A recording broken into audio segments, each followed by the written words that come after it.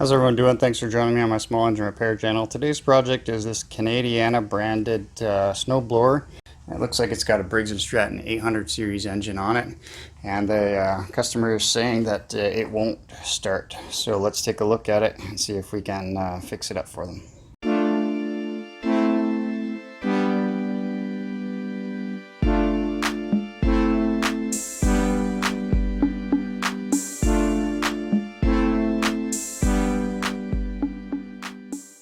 So this snowblower apparently won't start after using it for one season last year. It does look pretty much brand new.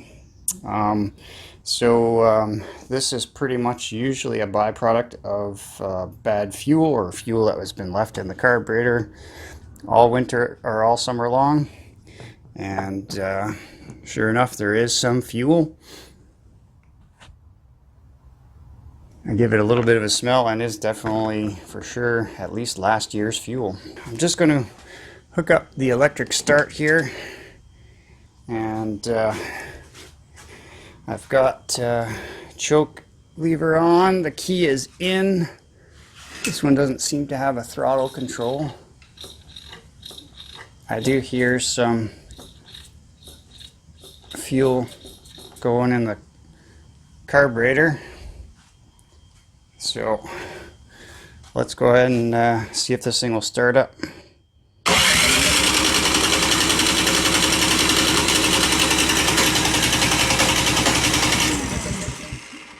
Alright, so I'm going to take the panels off here for the carburetor, take the key out, take this choke lever off, and here's another screw here. So another one, couple of them up top here. I'm going to take this whole panel off and get at the carburetor and see what we got going on there. I got this bottom panel off, and I kind of have access to the carburetor there now, but I actually hit the primer button a few times just to kind of see if fuel would actually come out of the carburetor. There, you can see it coming out there now, but look at the color of this fuel. That is like a neon color. This fuel is really bad. So what I'm going to try and do here is I'm going to open the choke valve, and I'm going to actually spray some quick start in here. Alright, so I'm just gonna through this screen here, I'm just gonna shoot some of this quick start. The choke is open, so I know it's gonna go into the carburetor. And let's give it a whirl.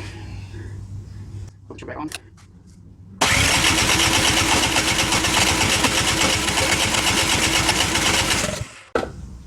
Actually, you know what, guys? You know what I forgot to do? I forgot to actually put the key back in. You're not going to get any spark if the key's not in. So, I mean, even I make mistakes once in a while. Choke off.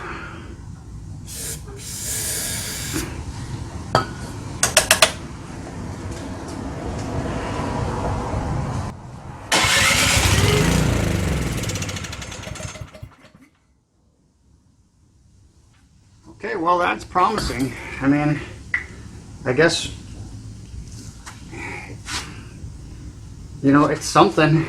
I think, so we got spark, we got some compression for sure, because it wants to run, but it's only running on the quick start fuel. So I am going to get this carburetor off, empty out this fuel tank of this nastiness, and then we're gonna go continue on with this one. Alright guys, so let's get at this carburetor. I take the key out. Couple 5/16. Take this guy off. I'm gonna unplug the wiring harness for the key, just so I can get this out of the way some more. Tuck that away somewhere.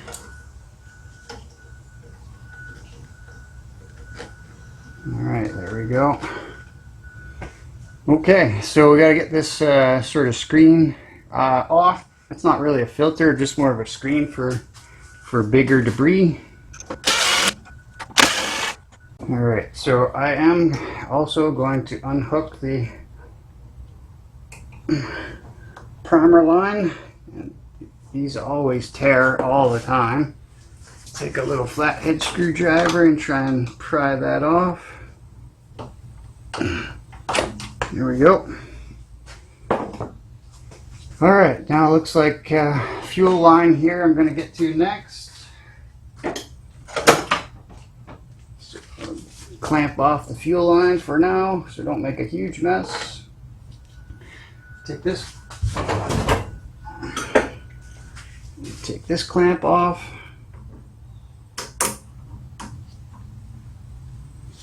And let's see, get a rag underneath here. Let's see how, yeah, that one seems to be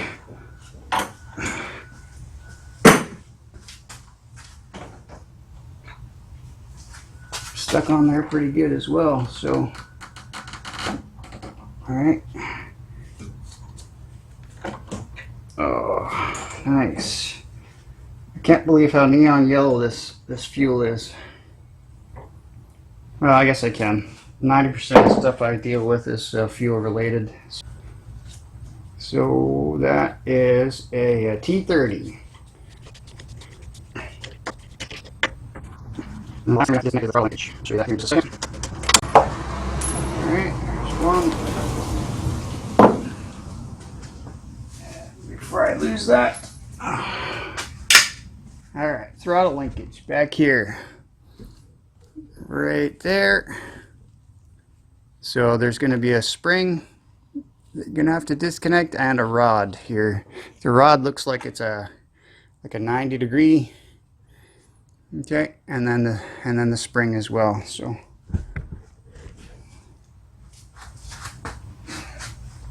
I'll take that second bolt off.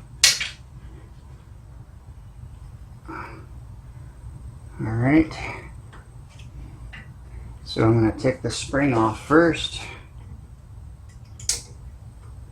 Okay, and then the rod will come off next. And the rod, you just have to twist the carburetor until the rod comes off. Just leave that throttle linkage there, and now I'll take it over to the bench to clean it up. Alright, we're going to see how much ooh and goo is in this carburetor. So 1/2 inch to remove the bowl nut.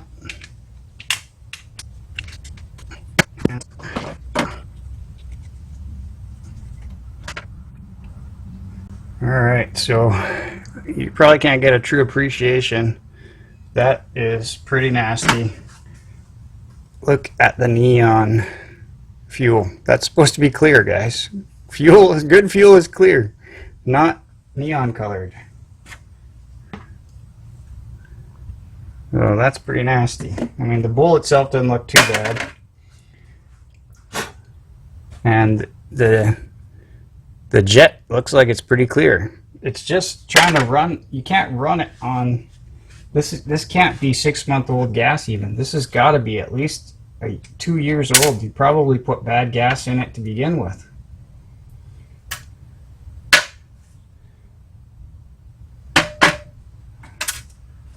And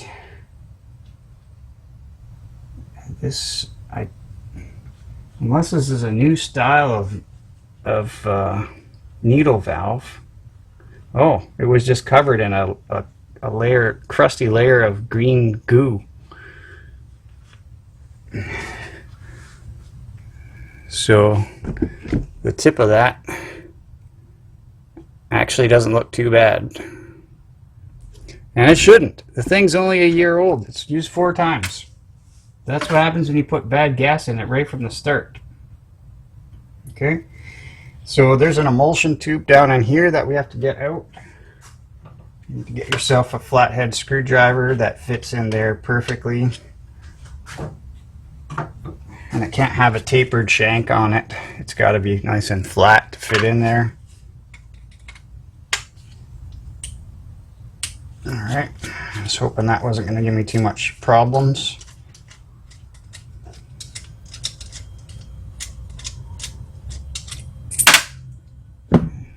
Alright, some more goo came out.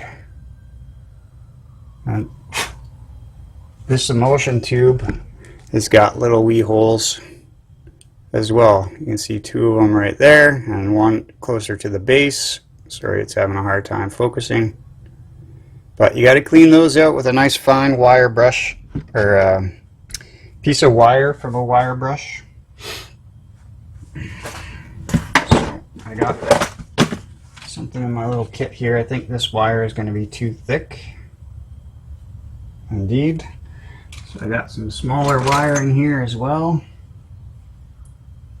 And if that doesn't work, yeah, that's not going in. Then I got a little piece of wire from a wire brush in the end of a matchstick. Okay, and that'll fit right through there if it's not too clogged up, as you can see there. And just poke through all of these holes. Make sure that they're all clear. Now, if you have an ultrasonic cleaner, you should probably still do this, but if you got an ultrasonic cleaner, throw it in for a bath, 15 minutes or so. I do have one, but and I'll probably throw it in there because there is just so much goo in this thing. So let's see, no other parts that we need to take off. I'm going to leave that bowl gasket where it is. I'm going to leave this gasket on there as well, because it's stuck on there. And this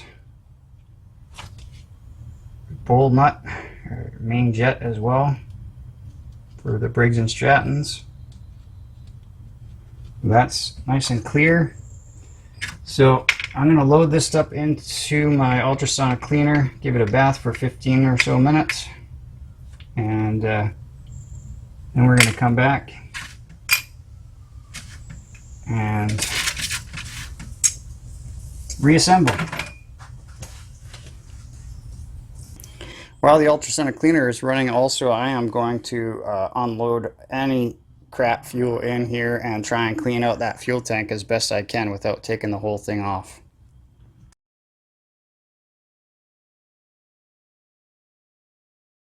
Alright guys, so I got it all back together here. The key's in. I'll turn the choke on. I've already hit it a couple times with the primer. I put some fresh fuel in there. And we're going to go ahead and see if this thing is going to fire up for us.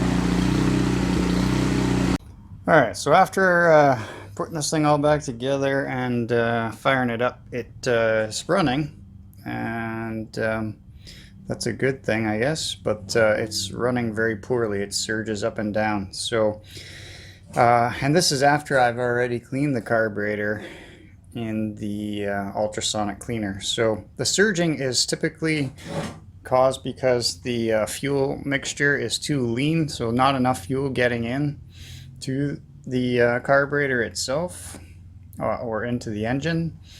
So what I'm going to do is a couple things.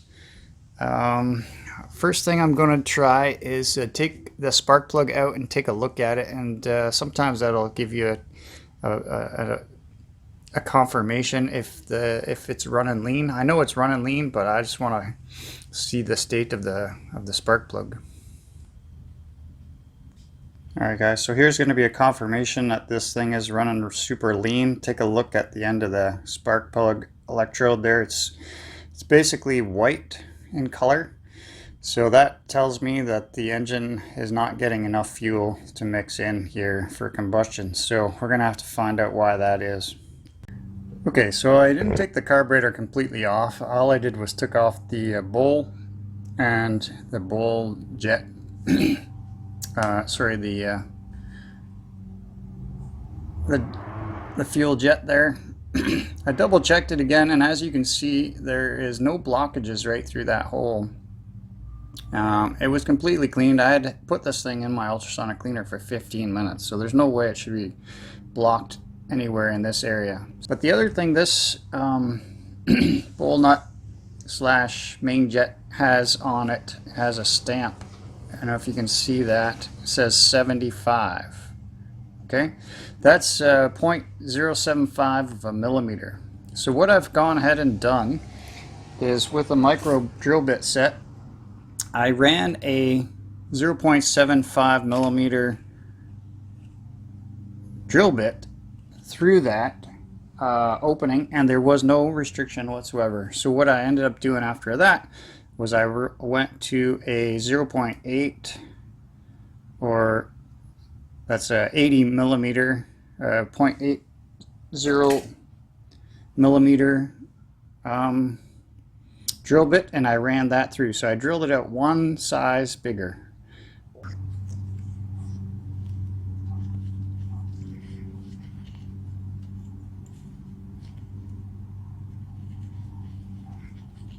So hopefully that will allow some more fuel, which comes in these bigger holes on the side and then up through the center and shoots that into the carburetor. Okay, so before I put all the cowls and everything back on again, I'm going to go ahead and just run this machine without all the stuff. The key is connected, so I can get it started. I don't have a primer, but that's okay. I can always manually prime it if necessary with some carb spray. And I got the choke lever in the closed position. So let's see how it runs now.